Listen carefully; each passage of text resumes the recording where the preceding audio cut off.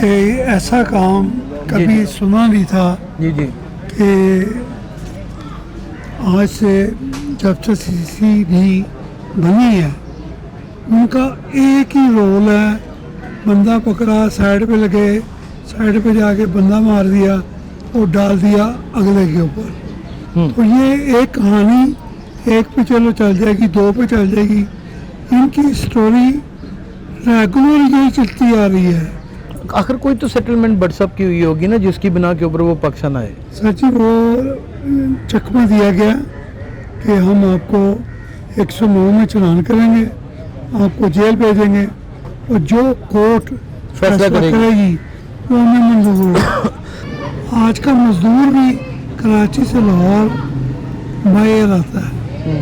یہ پہلا کیس ہے اتنا بڑا جو یہ بائی روڈ لے کے آئے اور حدود سندھ اور پاکستان پنجاب کی اس کے اوپر انہوں نے مل کے یہ ساری سٹوری بنائی تاکہ کچھ ادھر پڑ جائے کچھ ادھر پڑ جائے اور ہماری جان چھوٹ جائے۔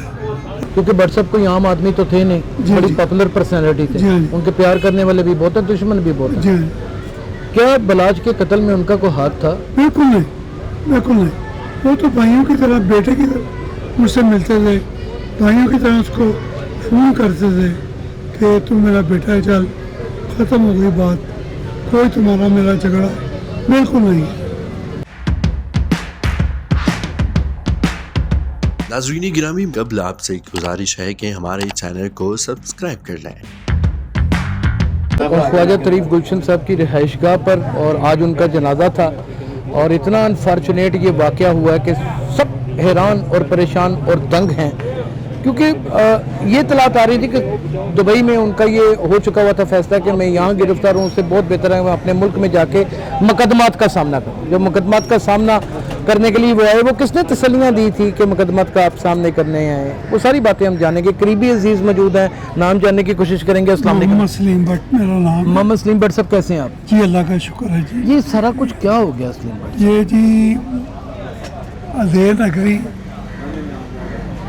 کہ ایسا کام کبھی سنا نہیں تھا جی جی کہ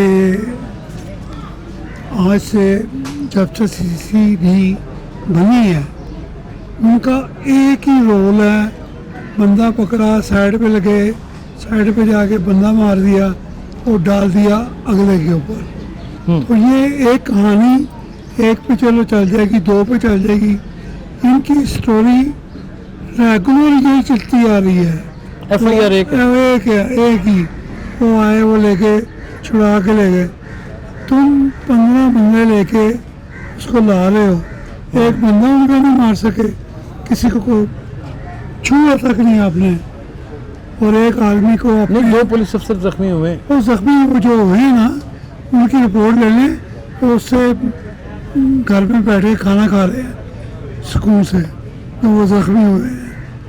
یہ سراسر زیادتی ہے کہ ایک ہی آخر کوئی تو سیٹلمنٹ بٹ صاحب کی ہوئی ہوگی نا جس کی بنا کے اوپر وہ پاکستان آئے؟ سر جی وہ چکمہ دیا گیا کہ ہم آپ کو 109 میں چلان کریں گے، آپ کو جیل بھیجیں گے اور جو کورٹ فیصلہ کرے گی وہ ہمیں منظور ہے۔ یہ حلفاً قرآن میں انہوں نے یہ فیصلہ کر لیا۔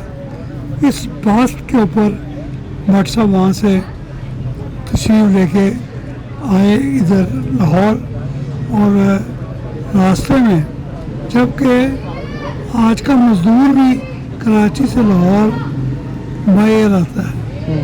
یہ پہلا کیس ہے اتنا بڑا جو یہ بائی روڈ لے کے آئے اور حدود سندھ اور پاکستان پنجاب کی اس کے اوپر انہوں نے مل کے یہ ساری سٹوری بنائی تاکہ کچھ ادھر پڑ جائے کچھ ادھر پڑ جائے اور ہماری جان چھوٹ جائے، اور سٹوری وہی بنا دی۔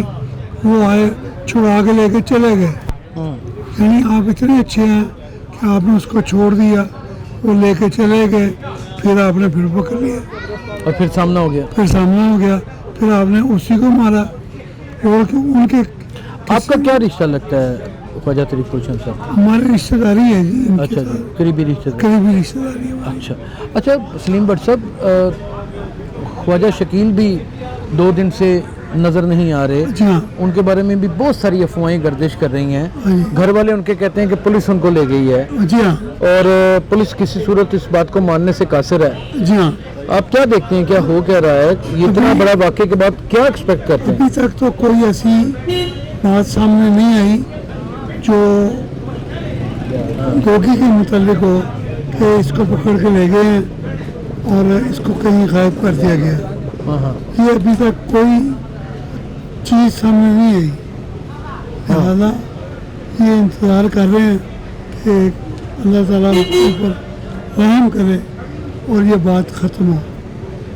महज एक दुश्मनी और दरीना दुश्मनी, 3 दहाइयों की दुश्मनी ट्रकों वाले ख़ानदान के साथ, जी हाँ जी, उसका अंजाम बड़ा खतरनाक हो रहा है। सर भट्ट साहब, इस बात को तो आप मानते हैं कि नहीं मानते? 100% ये दुश्मनी ने पूरे शहर के अमन को भी सबोताज करने में कोई हमें एहसास है, उनके साथ भी हमारे भाई हैं, वो भी ये ऐसा नहीं होना चाहिए।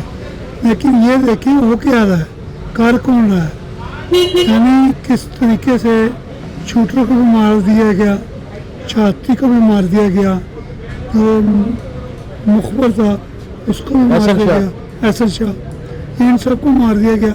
क्यों मार रहा है? पुलिस मार रही है, ये खुद ही मारते हैं, खुद ही इनको मार के इनके ऊपर डाल दिया रहे हैं। लेकिन पुलिस को इन 2 खानदानों से क्या दुश्मनी हो सकती है? कोई दुश्मनी नहीं है, खुदा की कसम खा के कहता हूँ। तो वो मैं क्यों करेगी पुलिस? ट्रक वालों के पास गया, हाँ जी, हम 5-6 आदमी थे, मैं, मियाँ परवेज, अलामा अशरफी साहब, जी उलामा अशरफी साहब, जी। बहुत बड़ा नाम है। बड़ा नाम, ये हम उनके पास सुलह करने के लिए गए आज से 8-10 साल। तो टीपू जिंदा था, हमने मिन्नतें की कि सुलह कर लो, सुलह मक्के में होगी, वहाँ पे जाके हम सुलह करेंगे ताकि दिल में कोई खदश न रहे। उस मिसाल से कमेटी में आप भी शामिल थे? मैं शामिल था, बल्कि मेरी शलवार को मेरे साथ बैठा हुआ था अपना पिच्चू गुरमान, हाँ जी, उसने यहाँ से पकड़ लिया मुझे कि जाना ना, सुलह करा के जाना। खुदा की कसम खा के कहता हूँ कि उसने मेरी शलवार पकड़ी, सुलह करा के जाना, वैसे ना जाना। लेकिन वही पहलवान ने सुलह नहीं होने दी, उसने कहना जी हमने सुलह नहीं करनी, जो मर्जी हो जाए, आप जाए। हम सब उठ के वापस आ गए। जी बट से, और मलक जो थे वो वकील मर गए हैं, नाम निकला, जी जी, वो भी हमारे साथ थे। मलक, यानी बात कोई तय नहीं हुई? जी हाँ, कोई तय नहीं हुई और ख़त्म हो गया। उसके बाद चीज़ क्लोज हो। अच्छा, एक बड़ा सख्त सवाल करना चाहता हूँ अगर आप इजाज़त है, जी बिस्मिल्लाह। क्योंकि भट्ट साहब कोई आम आदमी तो थे नहीं, जी, बड़ी जी। पॉपुलर पर्सनैलिटी थे, जी, हाँ जी। उनके प्यार करने वाले भी बहुत हैं, दुश्मन भी बहुत हैं। जी हाँ, क्या बलाज के कत्ल में उनका कोई हाथ था? बिल्कुल नहीं, बिल्कुल नहीं। वो तो भाइयों की तरह, बेटे की तरह मुझसे मिलते थे, भाइयों की तरह उसको फ़ोन करते थे कि तू मेरा बेटा है, चल ख़त्म हो गई बात, कोई तुम्हारा मेरा झगड़ा बिल्कुल नहीं।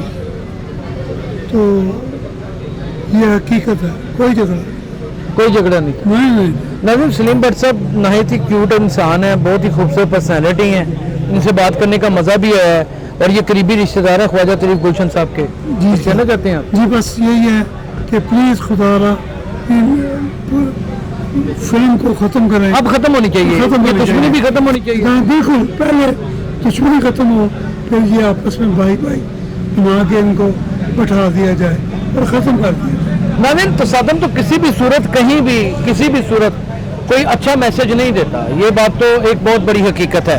लेकिन ये बात भी हकीकत है कि दरीना दुश्मनियाँ और फिर इतने बड़े मर्डर के, इतनी इतनी बड़ी पर्सनैलिटीज़, और उसके दरमियान पुलिस का, दोनों पार्टी की जानिब से ये पुलिस के ऊपर इल्ज़ाम लगना कि उसकी इन्वॉल्वमेंट है, ये सारी चीज़ें जो हैं वो सारी की सारी सुलह के माहौल को कहीं ना कहीं सबोताश कर देती हैं। अब इतना बड़ा वाक़या, ख्वाजा तरीफ गुलशन कोई आम तो आदमी नहीं था ना, उनकी तो शोहरत का एक लेवल था, वर्ल्ड लेवल था।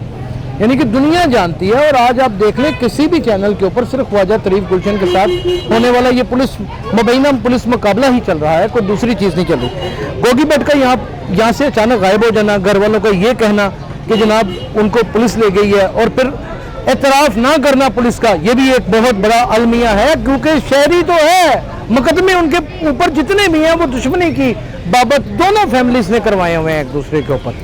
कोई ऐसा मुकदमा नहीं है कि जिसमें खुदा न खास्ता कोई दहशतगर्दी एक्ट के मुताबिक मुकदमा हो, या कोई आ जा यार इधर आ जा से उधर लुके खड़े हैं, कोई दहशतगर्दी एक्ट के मुताबिक मुकदमा हो, या कोई ऐसा मुकदमा हो जिसमें कोई गुंडा एक्ट लगता हो, ये चीज़ें ये लगती हो। ये तो सारे मुकदमा या ट्रकों वाली फैमिली ने इनके ऊपर करवाए हुए हैं या इन्होंने उनके ऊपर करवाए हुए हैं, और ये 30 साल से सिलसिला इसी तरीके से रवा दवा है।